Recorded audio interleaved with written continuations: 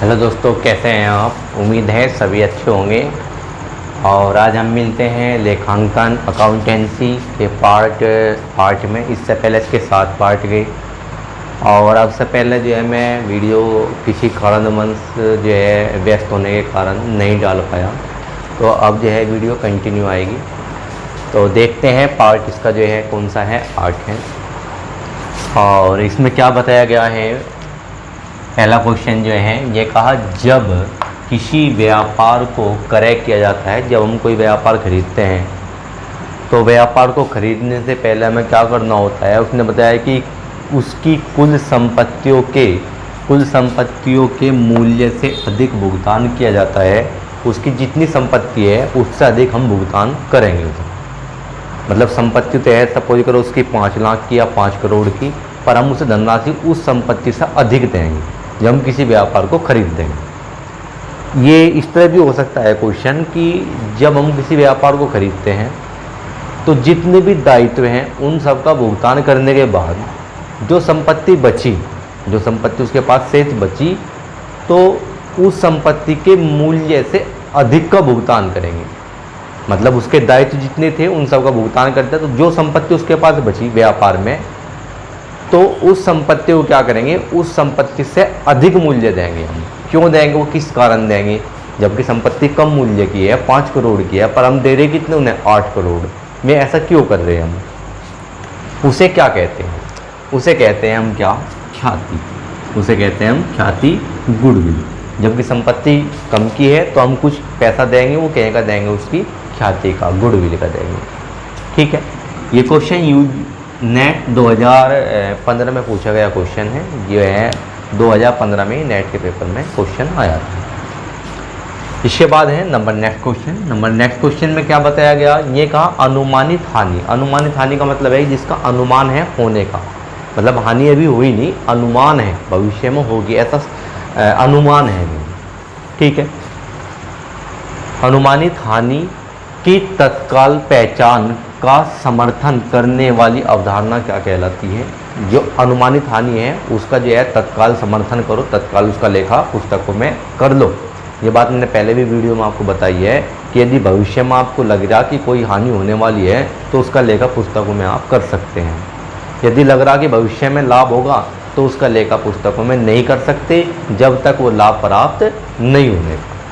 इसी तरह बात करिए हानि की, यदि हानि तुम्हें लग रही है कि भविष्य में होगी तो उसका लेखा तुम पुस्तकों में पहले ही कर लोगे। ठीक है। तो ये कौन सी अवधारणा, ये बात हमें जो है इसके लिए प्रतिपादित करती है, ये कहलाएंगी क्या, विवेक। ये कार्य हमारा जो है विवेक के द्वारा, या फिर इसकी एक अवधारणा है, कौन सी अवधारणा है वो, रूढ़िवादिता की अवधारणा। रूढ़िवादिता की अवधारणा ये बात हमें बताती है क्या, कि यदि भविष्य में लग रहा तुम्हें कि कोई जो है हानि होने वाली है तो उसका लेखा पुस्तकों में कर लेंगे। तो ये जो पहचान की जाती है ये विवेक के द्वारा पहचान की जा सकती है। ठीक है। ये क्वेश्चन जो है नेट यूजीसी नेट 2014 में क्वेश्चन पूछा हुआ है। इसके बाद देखते हैं नेक्स्ट क्वेश्चन में कहा दिखावा पर, जो दिखावा है, दिखावे की जो संपत्ति है वास्तव में संपत्ति नहीं है, दिखावे पर प्रतिबंध का कारण क्या है। मतलब आप जो है अपनी संपत्ति जितने की है वास्तविक मूल्य वही दिखाओगे, उससे अधिक नहीं दिखावा करोगे। ठीक है। जैसे देखा होगा तुमने, आम आदमी है, संपत्ति प्रॉपर्टी उसकी कम है पर दिखावा उससे बहुत ज़्यादा करके दिखाएंगे। ठीक है। जो उसके पास संपत्ति जितने की है उससे अधिक का दिखावा करेंगे। ठीक है। जबकि व्यापार में ऐसा नहीं है। वो एक अवधारणा है जो हमें प्रतिपादित करती है इस कार्य के लिए। वो हमें बताती है कि जो संपत्ति वास्तविक तुम्हारी संपत्ति जितने मूल्य की है उतना ही मूल्य आपको दिखाना होगा। तो ये अवधारणा कौन सी है, प्रकटीकरण, प्रकट करना होगा वास्तविक मूल्य, प्रकटीकरण अवधारणा। वास्तव में आपको जो है उस संपत्ति का वास्तविक मूल्य बताना होगा। ये क्वेश्चन जो है यूजीसी नेट 2012 में क्वेश्चन पूछा गया है। इसके बाद देखते हैं नेक्स्ट क्वेश्चन क्या बताता है हमें। ये कहता है कि आवश्यक सूचनाओं को वित्तीय विवरणों के द्वारा प्रकट करना आवश्यक है। जो आवश्यक सूचनाएं हैं उन्हें आपको जो है वित्तीय विवरणों के द्वारा प्रकट करना आवश्यक है। किस कारण आवश्यक है, वो कौन सी बात है कि जो है तुम्हें जो है क्या बताया इसने कि आवश्यक सूचनाएं जितनी भी हैं उन्हें जो है प्रकट करना आवश्यक है। तो ये क्वेश्चन जो इस तरह से मतलब ये है, इसी क्वेश्चन को बदल के दिखाया गया है। जो ऊपर वाला क्वेश्चन था वही बदल के क्वेश्चन नीचे पूछ लिया गया है। ठीक है, आवश्यक सूचनाएं हैं उन्हें जो है प्रकट करना आवश्यक है। वो कौन सी अवधारणा हमें इसके लिए प्रतिपादित करती है। ये क्वेश्चन TGT 2011 के क्वेश्चन में 2011 के पेपर में पूछा है। अगर हम बात करें तो वो कौन सी अवधारणा है, वो है क्या, पूर्ण प्रकटीकरण की अवधारणा। पूर्ण प्रकटीकरण की जो है हमारी अवधारणा है।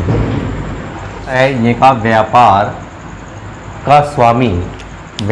का स्वामी भी अपनी पूंजी की सीमा तक लेनदार माना जाता है। जो व्यापार का स्वामी है, जितनी उसने पूंजी लगाई व्यापार में, तो उतने तक वो जो है कंपनी का क्या माना जाता है, या व्यापार का क्या माना जाता है, लेनदार माना जाता है।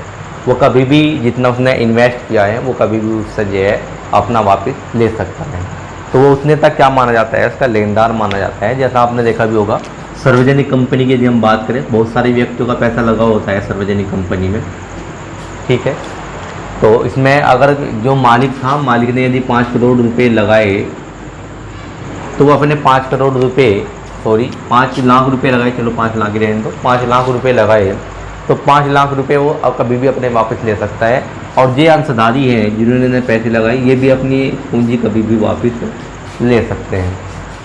ठीक है, तो ये क्या है, वो हर एक व्यक्ति लेनदार है। कितने तक लेनदार है, जितनी उन्होंने जो है पूंजी लगाई है। तो इसी तरह जो लैंडलॉर्ड है, जो कंपनी का मालिक है, कंपनी का मालिक सभी होते हैं। ये बताया भी था कि प्रत्येक अंशधारी जो है कंपनी के मालिक होते हैं। जितने भी अंश खरीद लिया वही कंपनी का मालिक है। वो कितना मालिक है, जितना उसने जो है उस कंपनी में पैसा लगाया है। जिसने ज़्यादा लगाया वो ज़्यादा मालिक, जिसने कम लगाया वो कम मालिक। तो वे अपना पैसा कंपनी में से कभी भी ले सकते हैं। इसी तरह जो मालिक है, जिसने कंपनी को जो है निर्माण किया, वो भी अपना पैसा वापस कभी भी ले सकता है। तो लेनदार माने जाते हैं उतने तक ही जितना वे अपना पैसा उसमें लगाते हैं। बात आई कि व्यापार का स्वामी भी अपनी पूंजी की सीमा तक क्या माना जाता है, लेनदार माना जाता है। और ये क्वेश्चन जो पूछा गया है TGT 2003 में क्वेश्चन पूछा गया। ये कौन सी अवधारणा, ये बात हमें स्पष्ट करती है। ये कौन सी एक अवधारणा है, वो अवधारणा कौन सी है, यह व्यावसायिक इकाई की अवधारणा। व्यावसायिक इकाई की अवधारणा, व्यावसायिक इकाई की अवधारणा में ये बताती है कि यदि कोई व्यापारी व्यापार में यदि पैसा लगाया है किसी ने, तो वो उतने तक उसका जो है क्या माना जाता है, लेनदार माना जाता है।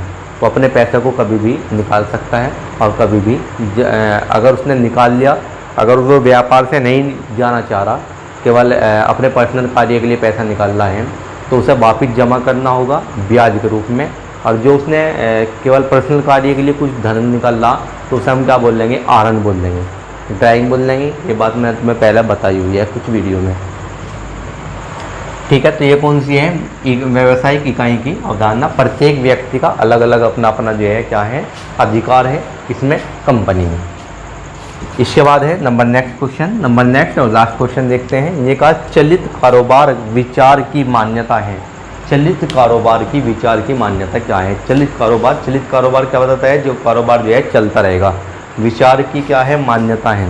ये मान्यता कौन सी है, यह है क्या, अपरिमित अवधि। अपरिमित अवधि हमें बताती है क्या, ये बताती है कि चलित व्यापार विचार की मान्यता है इसकी। ये मान्यता है कि व्यापार जो है अपरिमित अवधि है। अपरिमित अवधि का मतलब क्या है, जिसकी अवधि जो है अनिश्चित है। ठीक है, इसकी अवधि निश्चित नहीं है। ये व्यापार कभी तक भी चलता रहेगा, क्योंकि व्यापार क्या है, व्यापार का जो कारोबार है वो क्या है, चलित कारोबार है। ठीक है, व्यापार कंटिन्यू चलता रहेगा। इसीलिए हम क्या बनाते हैं, अगर व्यापार कंटिन्यू चलता रहा तो उसी को ध्यान में रखते हुए हम क्या बनाते हैं, उसी को हम ध्यान में रखते हुए ट्रेडिंग अकाउंट बनाते हैं। ट्रेडिंग अकाउंट, उसी को ध्यान में रखते हुए हम प्रॉफिट एंड लॉस बनाएंगे। उसी को ध्यान में रखते हुए हम क्या बनाएंगे, बैलेंस शीट। यदि हमारा किसी साल का कोई बकाया है तो वो क्या होगा, वो नेक्स्ट ईयर हमें प्राप्त हो जाएगा।